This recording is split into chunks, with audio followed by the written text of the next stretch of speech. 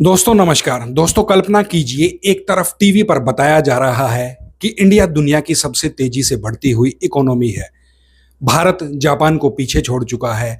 Highways Bharat में बन रहे हैं, एयरपोर्ट्स बन रहे हैं, सेमीकंडक्टर प्लांट्स को लगाए जाने की निरंतर भारत में बातें चल रही हैं। और वहीं दूसरी तरफ एक ऐसी खबर आती है जो इस पूरे नैरेटिव को बदल कर रख देती है। साथियों, खबर यह है कि एशिया में अगर कोई करेंसी सबसे ज्यादा तेजी से गिर रही है तो वो इंडिया का इंडियन रुपीज करेंसी है। जी हां, पिछले कुछ महीनों में इंडियन रुपीज डॉलर के मुकाबले 6% से ज्यादा तक टूट चुका है। लेकिन कहानी यहां पर खत्म नहीं होती।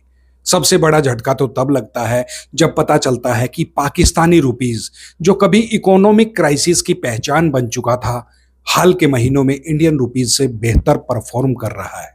बड़ी अजीबोगरीब बात सुनने को ये मिली। वहीं चाइनीज युआन भी बहुत ज्यादा मजबूत हुआ है। तो सवाल उठता है, आखिरकार इंडिया से कहां पर चूक हो रही है? क्या मोदी गवर्नमेंट से कोई बड़ी इकोनॉमिक गलती हो रही है, या फिर फॉरेन इन्वेस्टर्स का भरोसा जो है वो इंडिया पर लगातार कम होता जा रहा है, या फिर इसके पीछे ग्लोबल पॉलिटिक्स है, ऑयल प्राइसेस है और डॉलर की ताकत इसकी जिम्मेदार है? दोस्तों, आज हम सिर्फ रुपीज की बात नहीं करेंगे। आज हम समझेंगे कि करेंसी आखिरकार किसी देश की ताकत का सबसे बड़ा आईना क्यों होती है, क्यों आईना उसको माना जाता है। क्योंकि जीडीपी की जो स्पीच होती है वो सुनकर ताली तो बजाई जा सकती है, लेकिन करेंसी जो है, करेंसी मार्केट, वो कभी भी झूठ नहीं बोलती है। वो बता देती है कि दुनिया आपके बारे में वास्तव में क्या सोचती है। और यहीं से शुरू होती है आज की कहानी। सबसे पहले एक बेसिक बात को साथियों समझिए, दुनिया की सबसे पावरफुल करेंसी कौन सी है? सोचिए जरा साथियों, वो है डॉलर। आज भी अगर ग्लोबल ट्रेड का ज्यादातर हिस्सा जो है आप देखोगे तो वो डॉलर में ही होता है। ऑयल खरीदना है तो डॉलर चाहिए, इंटरनेशनल ट्रेड अगर आपको करनी है तो उसके लिए भी आपको डॉलर चाहिए, फॉरेन डेब्ट्स यानी कि कर्जा चुकाना है तो भी वो उसके लिए डॉलर चाहिए। यानी दुनिया की इकोनॉमी का ऑपरेटिंग सिस्टम अभी भी डॉलर ही है, कोई और दूसरी करेंसी नहीं है। अब इकोनॉमिक्स का सबसे बड़ा बेसिक रूल कहता है, जिस चीज की डिमांड मार्केट में सबसे ज्यादा होती है उसकी कीमत भी सबसे ज्यादा होती है। दुनिया डॉलर चाहती है, इसलिए डॉलर लगातार मजबूत होता रहता है। लेकिन यहां एक सवाल पैदा होता है, अगर डॉलर मजबूत हो रहा है तो सिर्फ इंडिया का रुपया ही क्यों टूट रहा है? पाकिस्तानी और चाइना, क्यों उनकी करेंसी जो है वो इससे प्रभावित नहीं हो रही? यहीं से असली एनालिसिस की शुरुआत होती है। दोस्तों, इस कहानी का पहला विलन है क्रूड ऑयल। भारत अपनी जरूरत का 85% से ज्यादा ऑयल जो है वो इंपोर्ट करता है, बाहर से मंगाता है। यानी अगर मिडल ईस्ट में कहीं पर भी तनाव बढ़ता है, ईरान में कहीं पर भी ऐसा कोई कॉन्फ्लिक्ट होता है, शिपिंग रूट अगर प्रभावित होते हैं, तो सबसे ज्यादा सबसे पहले इसका असर जो है इंडिया के लोगों की जेब पर पड़ता है। क्यों? क्योंकि ऑयल की पेमेंट जो है वो डॉलर में होती है। अब जरा सोचिए, अगर कल ऑयल $80 से बढ़कर $120 प्रति बैरल अगर हो जाए तो इंडिया को वही ऑयल खरीदने के लिए ज्यादा डॉलर का भुगतान करना पड़ेगा, ज्यादा डॉलर खर्च करने पड़ेंगे। यानी डॉलर की डिमांड इससे बहुत ज्यादा बढ़ जाएगी, और जब डॉलर की डिमांड बढ़ेगी तो रुपया जो है अपने आप कमजोर हो जाएगा। यही पिछले कुछ महीनों में भी हुआ है। लेकिन क्या सिर्फ ऑयल ही इन सब कारणों के पीछे जो है जिम्मेदार है? नहीं, कहानी इससे भी कहीं ज्यादा गहरी है। अब साथियों आते हैं दूसरे बड़े कारण पर, और वो है फॉरेन इन्वेस्टर्स, यानी कि जो भारत में बाहर से पैसा इन्वेस्ट करते हैं, फॉरेन इन्वेस्टर्स। याद कीजिए, 2014 के बाद नरेंद्र मोदी ने दुनिया भर में भारत को इन्वेस्टमेंट डेस्टिनेशन के रूप में पेश किया था, प्रमोट किया था। Make in India, digital India, startup India, in campaigns का मकसद था कि ज्यादा से ज्यादा फॉरेन कैपिटल इंडिया में आए। कुछ समय के लिए ऐसा हुआ भी, लेकिन अब तस्वीर जो है वो लगातार बदलती हुई दिखाई दे रही है। फॉरेन इंस्टीट्यूशनल इन्वेस्टर्स लगातार पैसे को मार्केट से निकाल रहे हैं। लाखों करोड़ रुपए मार्केट से अब तक बाहर जा चुके हैं। और ध्यान रखिए, जब फॉरेन इन्वेस्टर्स इंडिया छोड़ता है तो वो रुपया लेकर नहीं जाता है, वो डॉलर लेकर जाता है। यानी फॉरेन इन्वेस्टर्स पहले रुपया बेचते हैं, फिर डॉलर खरीदते हैं, और यही प्रक्रिया रुपये पर जो है ज्यादा दबाव बढ़ाती चली जाती है।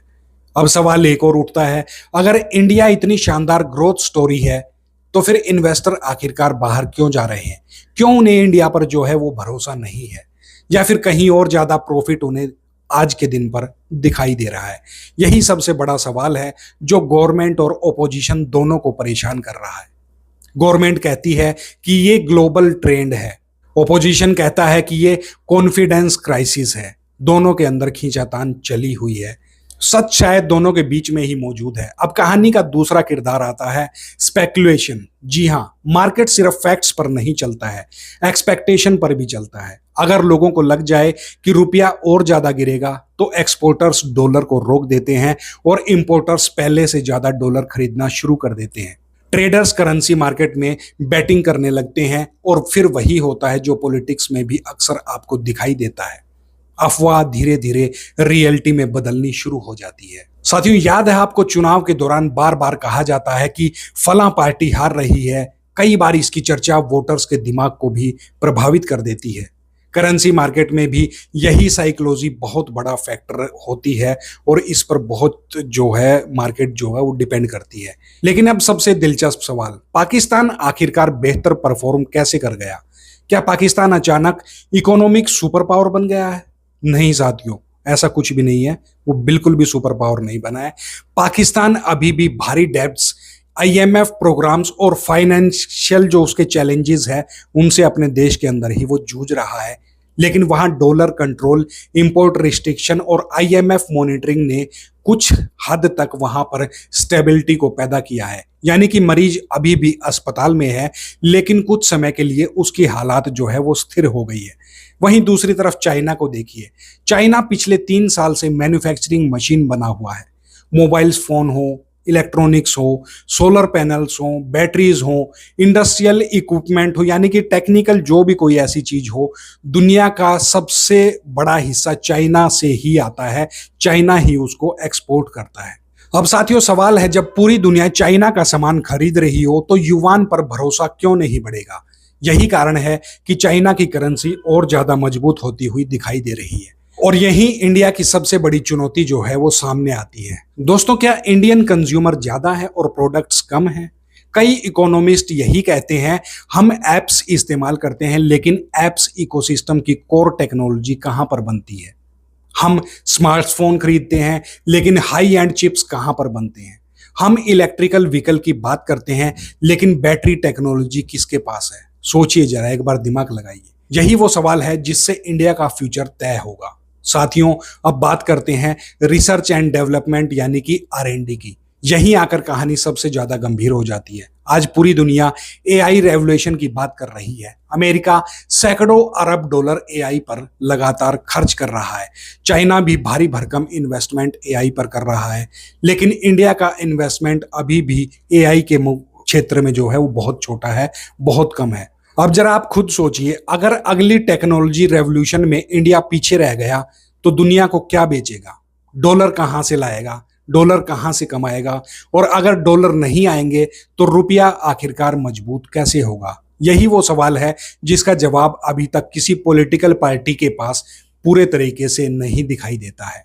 साथियों, अब एक और कड़वी सच्चाई, इंडिया सर्विस सेक्टर में मजबूत है लेकिन मैन्युफैक्चरिंग में अभी भी इंडिया बहुत पीछे है। मेक इन इंडिया का सपना बहुत बड़ा है लेकिन ग्राउंड रियलिटी उतनी तेजी से नहीं बदल रही है जितनी उम्मीद थी। क्योंकि मैन्युफैक्चरिंग सिर्फ और सिर्फ फैक्ट्री लगाने से नहीं होती, उसके लिए स्किल्ड वर्कफोर्स की भी जरूरत होती है। स्किल्ड वर्कफोर्स होगी तभी आप मेक इन इंडिया को आगे ले जा सकते हो। सप्लाई चेन चाहिए, रिसर्च चाहिए, टेक्नोलॉजी चाहिए और सबसे जरूरी लॉन्ग टर्म प्लानिंग इसके लिए चाहिए होती है। चाइना ने यह काम सिर्फ 2 से 3 साल में नहीं किया है। चाइना ने इसके लिए 3 दशक अपने खपाए हैं। लेकिन सवाल यह है, क्या इंडिया उस दिशा में पर्याप्त तेजी से आगे बढ़ रहा है? यहीं पर पूरी डिबेट है। अब बात करते हैं आरबीआई की। साथियों, जब रुपीस बहुत तेजी से गिरता है तो reserve bank of India market में डॉलर बेच देता है। इसका मकसद होता है कि पैनिक को रोकना और पैनिक को कम करना। कुछ वैसा ही जैसे अगर डैम में दरार आ जाए तो इंजीनियर्स तुरंत उसकी रिपेयरिंग शुरू कर देते हैं। लेकिन यहां पर भी एक लिमिट होती है रिपेयरिंग की भी, क्योंकि फॉरेन एक्सचेंज रिजर्व्स हमारे पास जो है अनंत नहीं है, भरमार में नहीं है। अगर लगातार हम डॉलर बेचते रहेंगे तो रिजर्व पर दबाव बढ़ेगा। यही वजह है कि आरबीआई बहुत सावधानी से इंटरवेन इसके अंदर करता है। साथियों, अब आते हैं सबसे बड़े सवाल पर, क्या $1 100 रुपीस के बराबर हो सकता है? दोस्तों, कुछ इकोनॉमिस्ट कहते हैं कि हाँ, हो सकता है, लेकिन वहीं कुछ कहते हैं कि नहीं, नहीं होगा। लेकिन असली सवाल $100 और $1 और 100 रुपीस के बीच का नहीं है। असली सवाल है ट्रेंड। अगर रुपीस लगातार कमजोर होता गया तो ऑयल महंगा होगा, इंपोर्ट्स महंगे होंगे, इससे इन्फ्लेशन बढ़ेगी और अंत में आम आदमी की जेब पर इसका असर पड़ेगा। यानी ये सिर्फ इकोनॉमिक स्टोरी नहीं है, ये पॉलिटिकल स्टोरी भी है, ये हाउस होल्ड बजट की स्टोरी भी है, ये आपके भविष्य की स्टोरी भी है। साल 2004 से 2014 तक भी रुपीस जो है वो गिरा था, 2014 में भी रुपया गिरा, उसके बाद भी गिरा। इसलिए केवल गवर्नमेंट को दोष देकर पूरी तस्वीर को नहीं समझा जा सकता। लेकिन यह भी सच है कि आज सत्ता में नरेंद्र मोदी गवर्नमेंट है, इसलिए सबसे ज्यादा सवाल भी उन्हीं से पूछे जाएंगे। जनता पूछेगी, अगर इंडिया राइजिंग है तो रुपीस फॉलिंग क्यों है? ओपोजिशन पूछेगा, अगर इकोनॉमी इतनी ज्यादा मजबूत है तो फॉरेन इन्वेस्टर जो हैं वो बाहर लगातार क्यों जाते जा रहे हैं?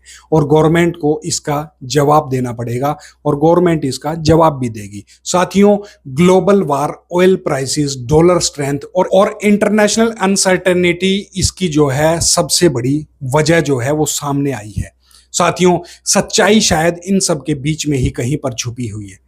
लेकिन एक बात तो तय है कि आने वाले 10 साल सिर्फ जीडीपी की लड़ाई के नहीं होंगे, ये टेक्नोलॉजी की लड़ाई के होने वाले हैं, ये मैन्युफैक्चरिंग की लड़ाई के होने वाले हैं, ये एक्सपोर्ट की लड़ाई के होने वाले हैं, और सबसे बढ़कर ये डॉलर कमाने की लड़ाई होगी। जो देश दुनिया को ज्यादा माल बेचेगा वही देश जो है वो मजबूत बनेगा, जिसके पास टेक्नोलॉजी होगी वही आगे बढ़ेगा, और जिसकी करेंसी मजबूत होगी दुनिया उसी पर भरोसा करेगी। अब मैं आपसे सवाल पूछता हूं, क्या आपको लगता है कि रुपीस की कमजोरी का सबसे बड़ा कारण जो है वो ग्लोबल फैक्टर्स हैं, या फिर इंडिया की इकोनॉमिक पॉलिसीज में कोई स्ट्रक्चरल प्रॉब्लम है?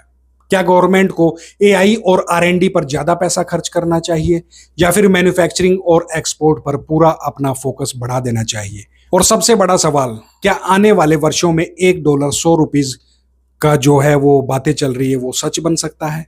अपनी राय साथियों कमेंट सेक्शन में जरूर लिखिएगा, क्योंकि ये सिर्फ रुपीस की कहानी नहीं है, ये भारत के भविष्य की कहानी है। तो साथियों, मिलते हैं आपसे अगले ऐसे ही किसी टॉपिक के साथ।